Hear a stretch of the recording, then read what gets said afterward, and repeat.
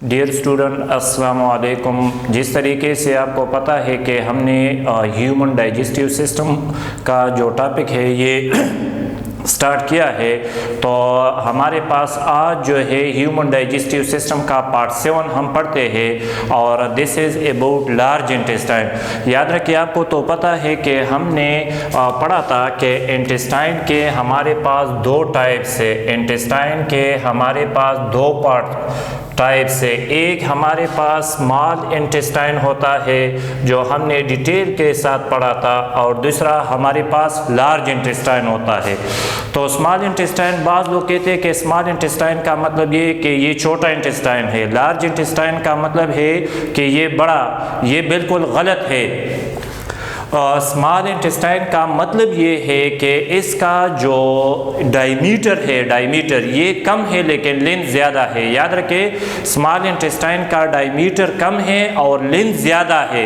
Large intestine अभी आज हम पढ़ते हैं। लार्ज इंटेस्टाइन का मतलब ये है कि इसका डायमीटर ज़्यादा है, diameter as compare to small intestine, लेकिन इसका जो लेंथ है, लेंथ ये कम है।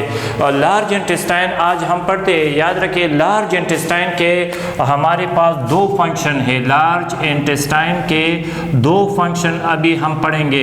सबसे इम्पोर्टेंट फंक्शन जो है, याद रखिए, लार्ज इंटेस्टाइन का जो सबसे इम्पोर्टेंट फंक्शन है वो री absorption of water and minerals है। तो स्मॉल इंटेस्टाइन में हमने पढ़ा था कि स्मॉल इंटेस्टाइन में जब डाइजेशन कंप्लीट होता है तो नतीजे में दो चीज़ें बनते हैं। एक हमारे पास बनता है यूजफुल प्रोडक्ट। स्मॉल इंटेस्टाइन में जब डाइजेशन कंप्लीट होता है तो नतीजे में दो चीज़ें बनते हैं। एक हमारे पास यूजफुल प्रोडक्ट है और दूसरा जो है हमारे पास वेस्ट प्रोडक्ट होता है। तो हमने प्रीवियस लेक्चर में पढ़ा था कि स्मॉल इंटेस्टाइन में जो है केमिकल डाइजेशन कंप्लीट होता है, और जब केमिकल डाइजेशन कंप्लीट होता है तो नतीजे में हमारे पास दो चीज़ें बनते हैं। एक यूजफुल प्रोडक्ट है और दूसरा जो है वेस्ट प्रोडक्ट है। ये भी आपको पता है कि जब यूजफुल प्रोडक्ट बनते हैं तो ये यूजफुल प्रोडक्ट जो है दे एंटर्स इनटू द ब्लड, ये ब्लड में एंटर होते हैं। और आपको पता है कि इसको हमने पढ़ा था कि इसको कहते हैं एब्जॉर्प्शन। तो useful product from the digestive tract in the small intestine they are absorbed in the blood, blood में एब्जॉर्ब होते हैं। और हमारे पास जो वेस्ट प्रोडक्ट है, ये waste product then moves toward the large intestine, ये एंटर होते हैं इनटू द लार्ज इंटेस्टाइन, जिसको आज हम पढ़ते हैं। लार्ज इंटेस्टाइन, याद रखें, this is the last part of GIT, gastrointestinal tract का जो लास्ट पार्ट है इसका नाम है लार्ज इंटेस्टाइन। याद रखिए, ये और हमारे पास जो मूवमेंट्स है, मूवमेंट्स ये दो किस्म के मूवमेंट्स होते हैं। एक को हम पेरिस्टाल्टिक मूवमेंट कहते हैं, पेरिस्टाल्टिक मूवमेंट्स। दूसरा जो है, दूसरा मिक्सिंग मूवमेंट। लार्ज इंटेस्टाइन में हमारे पास दो किस्म के मूवमेंट्स होते हैं। एक को हम पेरिस्टाल्टिक मूवमेंट कहते हैं, दूसरे को हम मिक्सिंग मूवमेंट कहते हैं।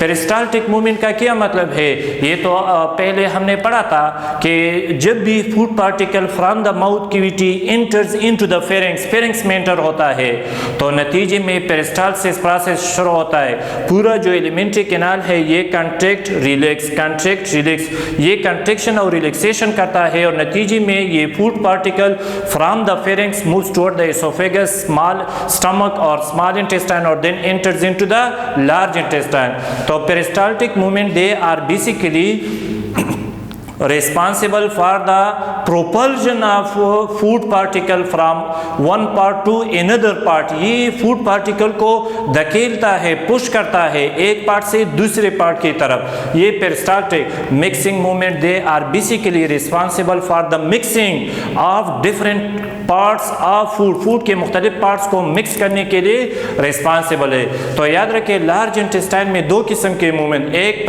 पेरिस्टाल्टिक मूवमेंट, दूसरा मिक्सिंग मूवमेंट। मिक्सिंग मूवमेंट की वजह से फूड पार्टिकल पार्टिकल मिक्स होते हैं, पेरिस्टाल्टिक मूवमेंट की वजह से ये food particle is pushes from one side to another side, ये फॉरवर्ड डायरेक्शन में फूड पार्टिकल को पुश करता है। तो लार्ज इंटेस्टाइन हमारे पास लास्ट पार्ट ऑफ जीआईटी है।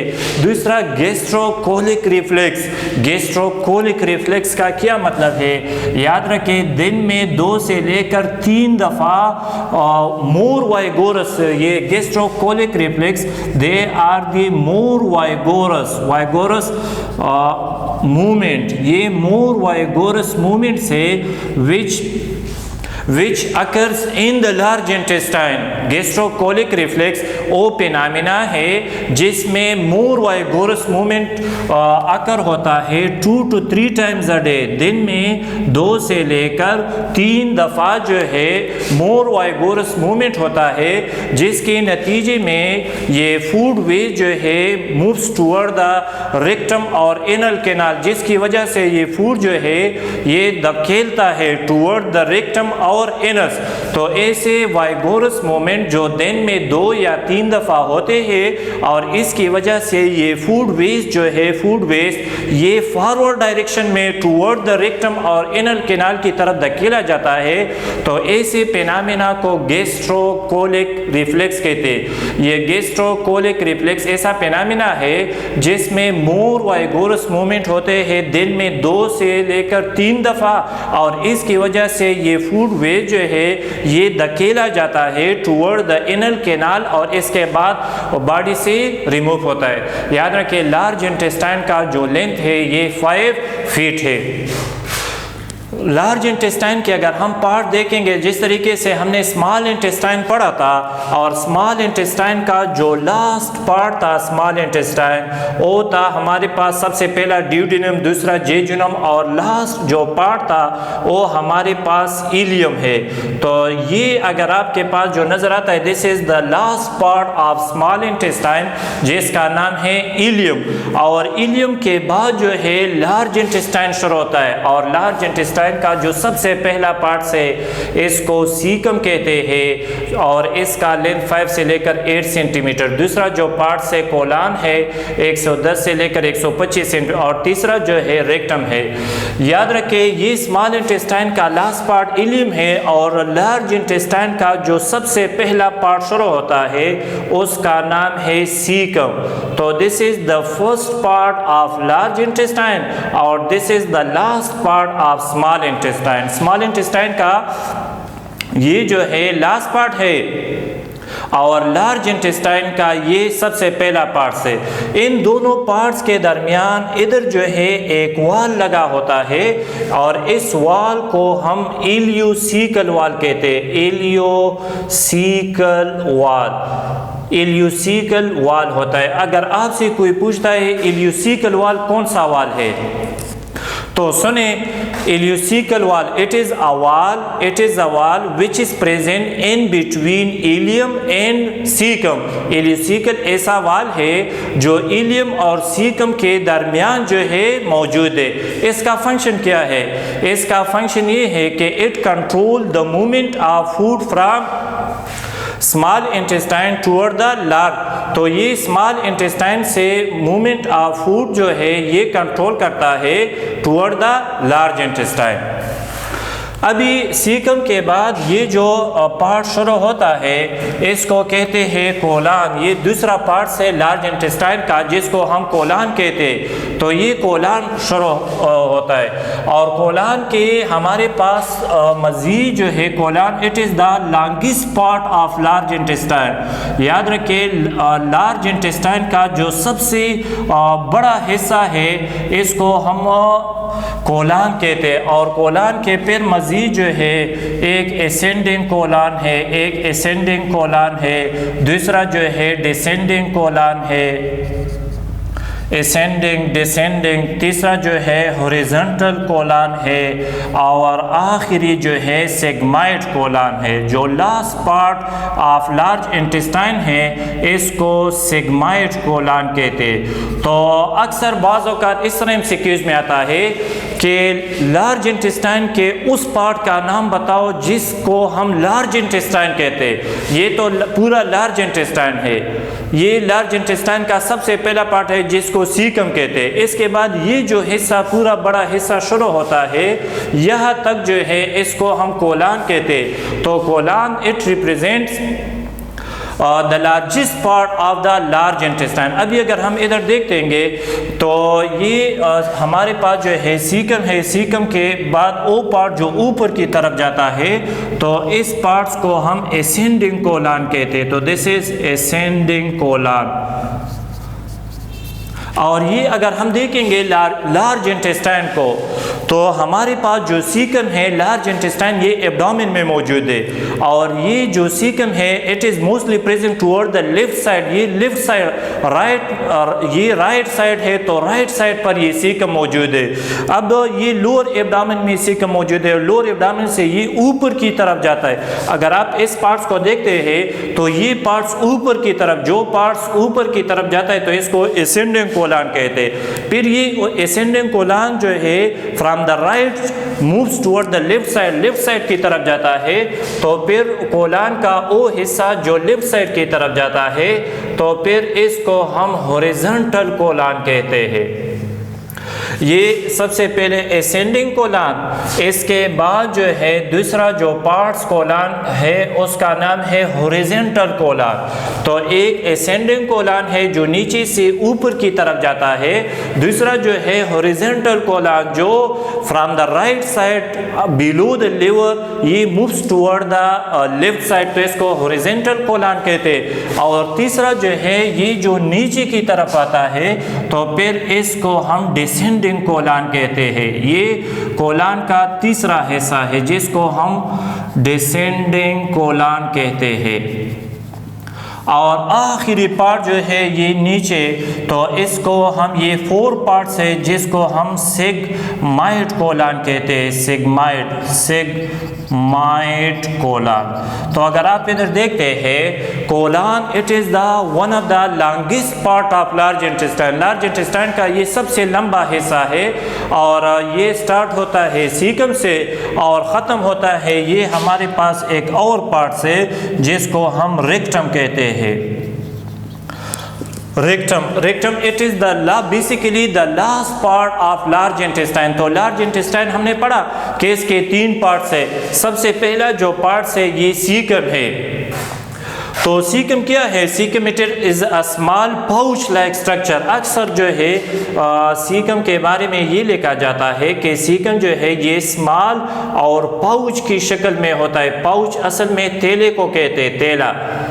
तो सीकम अगर आप देखते हैं ये स्मॉल पाउच लाइक स्ट्रक्चर है which is started from the ilium. ये इलियम से शुरू होता है, और इसके बाद जो है लार्ज इंटेस्टाइन का जो पहला पार्ट दूसरा पार्ट शुरू होता है इसका नाम है कोलन और असेंडिंग कोलन है।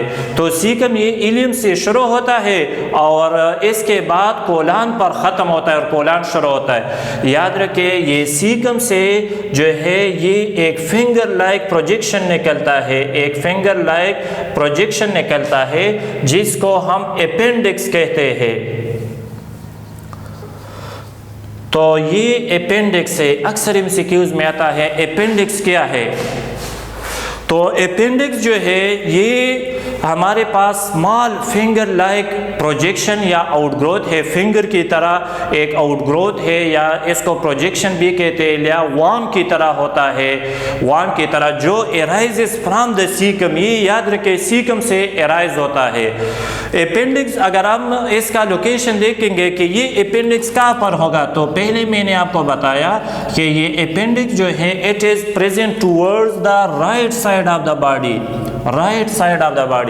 अगर राइट साइड पर पेन है तो इसके पीछे हम 2 रीज़न कह सकते हैं। ये पेन जो है या तो किडनी में स्टोन की वजह से ये पेन पैदा हो सकता है, लेकिन दूसरा जो है हम कह सकते हैं कि अपेंडिक्स जो है, अपेंडिक्स ये राइट साइड पर मौजूद है और इस अपेंडिक्स में माइक्रोब्स डेवलप हो सकते हैं, इन्फेक्शन पैदा हो सकता है और इसके नतीजे में पेन डेवलप हो सकता है। तो ये पेन अगर राइट साइड पर मौजूद है तो हम कह सकते हैं कि this pain is mainly due to the presence of infection in the appendix. Appendix में इन्फेक्शन की वजह से ये पेन जो राइट साइड पर पैदा होता है, तो हम ये कह सकते हैं कि this is mainly due to appendix. तो अगर आपसे कोई पूछता है अपेंडिक्स क्या है, तो appendix it is a small outgrowth या प्रोजेक्शन या worm like structure which arise from the appendix, which arise from the cecum। याद रखें इस अपेंडिक्स का कोई खास फंक्शन नहीं है, इसको हम वेस्टिजियल ऑर्गन भी कह सकते हैं। Vestigial organ, vestigial organ, vestigial organ कौन सा ऑर्गन होता है? वो ऑर्गन जिसका बॉडी में कोई खास फंक्शन नहीं है, तो ऐसे ऑर्गन को वेस्टिजियल ऑर्गन कहते हैं। बाज़ लोग जो है ये अपेंडिक्स जो है इसका कोई खास फंक्शन हमारे बॉडी में नहीं है, तो इसको हम सर्जिकली रिमूव करते हैं। तो बाज़ लोग कहते हैं कि नहीं, appendix it is not a vestigial organ, ये वेस्टिजियल ऑर्गन नहीं है, इसका बॉडी में फंक्शन है और इसका जो मेन फंक्शन है इट इज इम्यूनिटी। इम्यूनिटी में इसका एक खास फंक्शन होता है। तो इसके अगर अपेंडिक्स जो है, this appendix has to be removed surgically, इसको सर्जिकली और ऑपरेशन के ज़रिए से ये अपेंडिक्स जो है बॉडी से रिमूव होता है। लेकिन अगर इसको हम रिमूव नहीं करेंगे तो याद रखिए ये अपेंडिक्स जो है ये बस्ट होता है, और जब बस्ट होता है तो इस कंडीशन को हम पेरिटोनिटिस कहते हैं। पेरिटोनिटिस। तो जब अगर अपेंडिक्स जो है इसमें इन्फेक्शन पैदा होता है, याद रखिए एक और चीज़ जो है अपेंडिसाइट्स, एक अपेंडिक्स है, दूसरा अपेंडिसाइटस है। अपेंडिसाइटस, तो ये कौन सी चीज़ है? ये तीन चीज़ें सुने। Appendix it is a vestigial organ and main which arises from the cecum part of large intestine. It is basically worm-like या finger-like projection है जो सीकम से arise होता है। बाज़ लोग कहते हैं कि इसका कोई ख़ास फंक्शन बॉडी में नहीं है, तो इसलिए इसको वेस्टिजियल ऑर्गन कहते हैं और ये बॉडी से सर्जिकली रिमूव होता है। लेकिन बाज़ लोग कहते हैं कि नहीं, अपेंडिक्स का एक ख़ास रोल होता है इम्यूनिटी में।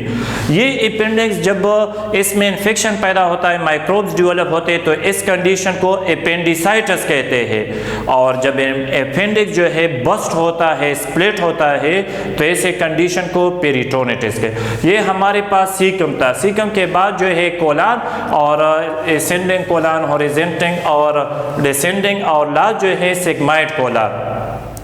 रेक्टम जो है, रेक्टम अगर आप देखते हैं, rectum it is the last part of the large intestine. ये लार्ज इंटेस्टाइन का आखिरी हिस्सा है और this rectum is mainly responsible for the formation and temporary storage of faeces. Faeces जो है टेम्परेरीली स्टोर होते हैं कहाँ पर? रेक्टम। और फिर रेक्टम से ये बॉडी से रिमूव होते through anal canal. Anal canal के जरिए से ये वेस्ट प्रोडक्ट बॉडी से बाहर रिमूव होते।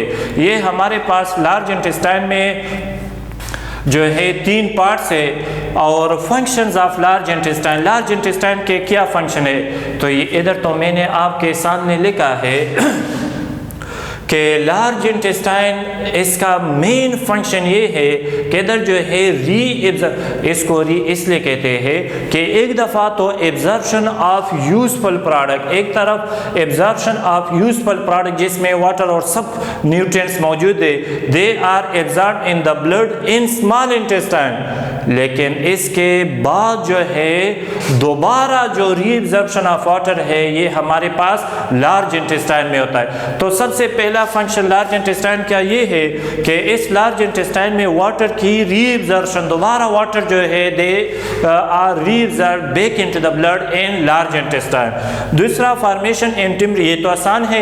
यूजफुल प्रोडक्ट जो है ये तो स्मॉल इंटेस्टाइन में एब्जॉर्ब है और waste product they moves toward the large intestine. तो लार्ज इंटेस्टाइन में ये बनती भी है और आर्जी तौर पर जो है ये स्टोर होते फीसेज। तीसरा याद रखें तकरीबन जो है तकरीबन 500 species of different types of useful bacteria हम कहते हैं कि हमारे बॉडी में भी बैक्टीरिया मौजूद है, बैक्टीरिया हर जगह मौजूद है। Even bacteria are also present in our body, intestine में मौजूद है। तकरीबन 500 मुख्तलिफ किस्म के बैक्टीरिया जो है ये हमारे बॉडी में मौजूद है और दे आर यूजफुल बैक्टीरिया, क्योंकि ये बैक्टीरिया जो है हमारे बॉडी के अंदर मुख्तलिफ किस्म के विटामिन को तैयार करते हैं। मिसाल के तौर पर विटामिन के, तो vitamin K which is necessary for blood clotting के लिए ज़रूरी है। तो this vitamin K is synthesized in the large intestine by more than 500 different types of bacteria. इसके साथ साथ जो है डिसऑर्डर, लार्ज इंटेस्टाइन के साथ कुछ डिसऑर्डर, कुछ बीमारियां जो है एसोसिएटेड है, और सबसे पहले जो है एक डायरिया है और दूसरा कंस्टिपेशन। अब लार्ज इंटेस्टाइन का मेन फंक्शन ये है कि it is mainly responsible for the reabsorption of water. अब दो पॉसिबिलिटी है, एक पॉसिबिलिटी ये कि अगर रीएब्जॉर्प्शन ऑफ वाटर ज्यादा होगा, जब लार्ज इंटेस्टाइन वाटर को ज़्यादा रीअब्जॉर्ब करेगा तो फीसिस में, वेस्ट प्रोडक्ट में वाटर कम होगा। जब फीसिस में वाटर कम होगा तो फीसिस जो है सॉलिड बन जाते हैं, और फिर ऐसी कंडीशन को कंस्टिपेशन कहते हैं। कंस्टिपेशन बेसिकली हम कहते हैं कि कंस्टिपेशन जो उर्दू में कब्ज़, तो कंस्टिपेशन कब्ज़ को कहते हैं। तो इस अगर आप देखते हैं कंस्टिपेशन में सॉलिड वेस्ट प्रोडक्ट होते हैं, फीसेस जो है दे becomes more solid in nature. तो ये क्यों? ये उस वक्त कंस्टिपेशन डिसऑर्डर पैदा होता है व्हेन लार्ज इंटेस्टाइन वाटर जो है, जब लार्ज इंटेस्टाइन वाटर ज़्यादा एब्जॉर्ब करेगा तो फीसेस में वाटर कम होगा, तो इस कंडीशन को कंस्टिपेशन कहते हैं। और जब लार्ज इंटेस्टाइन में कोई इन्फेक्शन है या ड्रग्स की वजह से large intestine fail to reabsorb water, जब लार्ज इंटेस्टाइन फेल होता है और ये वाटर की रीअब्जॉर्प्शन नहीं करता, तो जब large intestine reabsorption of water नहीं करेगा तो फीसिस और वेस्ट प्रोडक्ट में वाटर ज़्यादा होगा। जब वाटर ज़्यादा होगा तो इस कंडीशन को हम डायरिया कहते हैं। तो इस वाटर, जब लार्ज इंटेस्टाइन वाटर एब्जॉर्ब नहीं करेगा तो हमारे बॉडी से फीसिस में वाटर ज़्यादा जाएगा। जब वाटर ज़्यादा जाएगा तो इस कंडीशन को हम डायरिया कहते हैं। याद रखें, डायरिया को हम डिहाइड्रेशन भी कहते हैं, डिहाइड्रेशन, और डी कहते हैं रिमूवल को। तो डिहाइड्रेशन वो प्रोसेस है जिसमें हमारे बॉडी से वाटर जो है ज़्यादा लॉस होता है, और ये डिहाइड्रेशन सबसे ज़्यादा जो है कहाँ पर होता है, कौन से कंडीशन में होता है? तो डायरिया। तो डायरिया के केस में हमारे बॉडी से वाटर जो है ये रिमूव होता है और ज़्यादा अमाउंट में रिमूव होता है। और याद रखिए डिहाइड्रेशन जो है इट इज़ ये बहुत ज़्यादा, अगर डिहाइड्रेशन बहुत ज़्यादा होगा तो ये बॉडी के लिए बहुत नुकसानदेह है। अगर बच्चों में डायरिया क्या बीमारी पैदा होता है तो याद रखें, इसको अगर आप देखते हैं डॉक्टर इसको ORS लिखता है, ORS ओरल रिहाइड्रेटिंग साल्ट, निमकोल जिसको कहते हैं। तो बच्चों में ये डायरिया की बीमारी जिसके नतीजे में डिहाइड्रेशन पैदा होता है तो ये बहुत ज़्यादा फेटल है, मुहलिक है। इसकी वजह से बाज़ बच्चे जो है बिल्कुल मर सकते हैं। तो इस डिहाइड्रेशन से बचने के लिए डॉक्टर जो है ये ORS जो है प्रिस्क्राइब करता है। ये हमारे पास लार्ज इंटेस्टाइन के फंक्शन थे। सबसे पहले लार्ज इंटेस्टाइन सबसे ज़्यादा वाटर की रीअब्जॉर्प्शन, इसके बाद फीसिस को फॉर्मेशन और टेम्परेरी स्टोरेज करता है, और मुख्तलिफ किस्म के vitamin are synthesize by different types of bacteria, और डिसऑर्डर एक डायरिया और दूसरा कंस्टिपेशन।